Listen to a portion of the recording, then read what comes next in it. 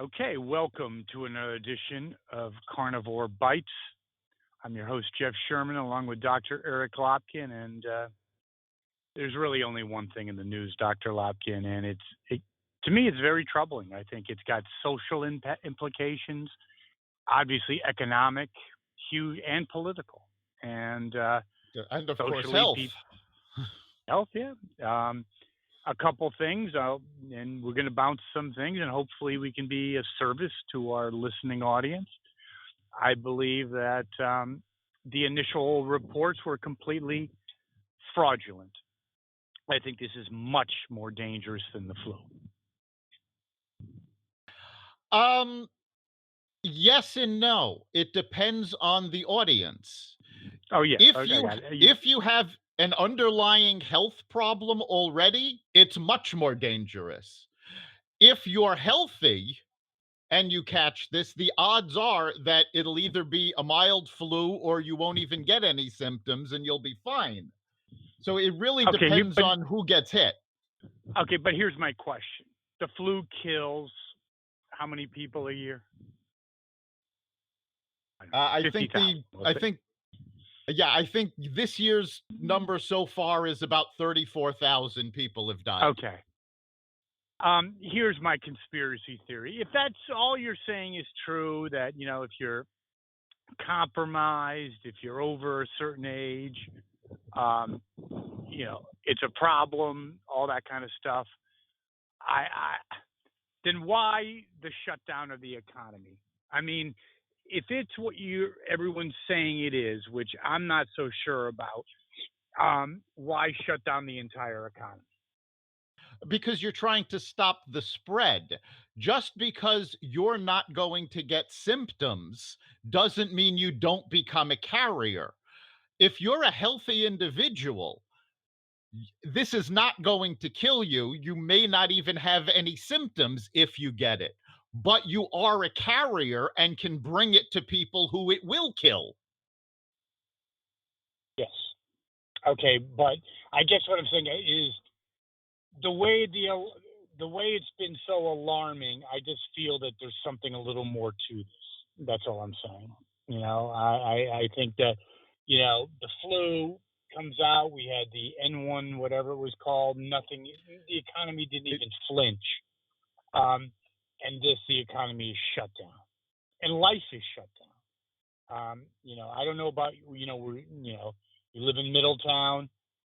Where I live, it's completely shut down. People are not doing anything. Schools, everything is shut down. Well, schools are shut down. Gyms, movie theaters are shut down. Restaurants are open, but they're prohibited from serving people in the restaurant. It's all takeout and delivery. And by the way, if this is the situation near you, I highly recommend go get takeout, have delivery, help your local economy by doing that. You don't think it's dangerous to get takeout? I did it last night. I'll probably do it again tomorrow. I want the restaurants in this area to survive, so I'm going to do my best to, obviously I can't go and sit there and have a meal there, but if I can call in, go grab the food and bring it home, absolutely. They're getting income and risk is minimal. Okay. Politically, what happens? I think, and I think we are accurate on Carnivore Bites that Trump 3 weeks ago had a 70% chance of re-election. And I think it's no better than 50-50. No, I think it's a little better than 50-50, but not much. It's probably 55-45. To be perfectly honest, the only reason he's even got that big a spread with this is because Biden and Sanders are such horrible candidates. Agreed. And isn't it all about how he respects? If this thing ends, even though maybe, let's say it's not even his fault, okay? If this thing rebounds, let's do the math then. Let's do this.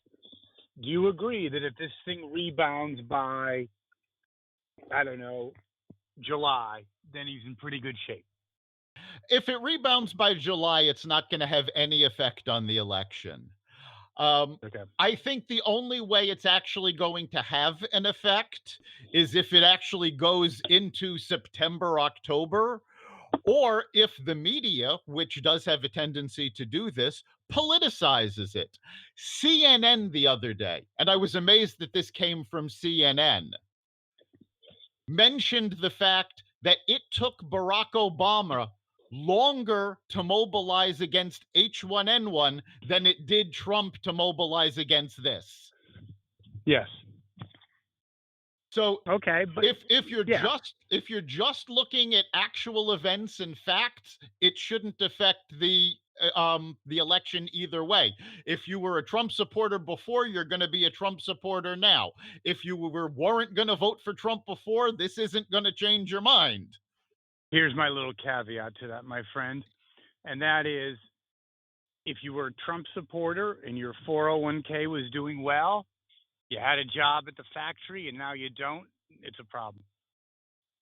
It's a problem. If you lose your job, it's going to be a problem, depending on what kind of stimulus Trump manages to get through. If you've got cash in your pocket, if you're getting unemployment benefits and you get back to work by August, September, it's not going to affect the election. Agreed. If you're out of work in November, it's definitely going to affect the election. What do you think the chances of what your first case scenario is happening? I think by September we'll be back to a semblance of normal. I think the economy won't be back to the point where it was before all of this, but it will still be better than it was 4 years ago. Okay. We'll see what happens there. What do you think? And here's one of the keys, I believe, is the 2-week window. And let me explain. I really believe the 2 weeks is critical, the 15 days, whatever they say.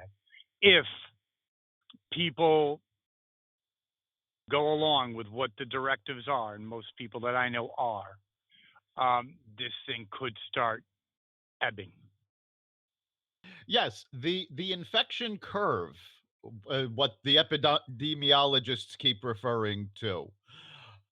Right now, it was a very steep curve. It was going up and up and up, and by separating people for 2 weeks, and the key is the social distancing, because this is only pretty much going from person to person. They just did a study. The virus remains viable on a surface for 3 days, up to 3 days. So if you're bleaching and disinfecting your surfaces and cleaning your house and washing your hands, and for 2 weeks people stay away from each other, the infection curve is going to flatten out. Once they get it to flatten out, the dire effects that it's been having on the economy, on workforces, on people, everything flattens out and things start becoming much easier to get back to normal. Agreed. So yeah, agreed. Well, we agree with everything. So I think it's very dire. Make no mistake about it. I believe unemployment could go up to 20%, maybe more. And I think it's all about the 2 weeks. Do you agree? It's definitely all about the 2 weeks. They're expecting unemployment to peak at about 20%. They've already extended unemployment benefits past the initial number of weeks. 6 months. What is it? 6 months? I don't know what it is. Yeah. I'm not sure what they extended it to, but it's a longer period that people will be getting people are eligible for unemployment. And they extended who is eligible for unemployment. And that's big, because prior to this, you had to be an employee to get unemployment benefits. Now they've extended it to independent contractors. So that's going to help a lot more people. Well, we're going to have to keep an eye on this. Any final thoughts, Dr. Lopkin? Very, very scary times, correct? It's scary times, but it's not the time to panic. If people remain calm, if people follow the directives about social distancing and not being in crowds for the next 2 weeks, I believe we will see the curve flatten out, and things will start getting back to normal.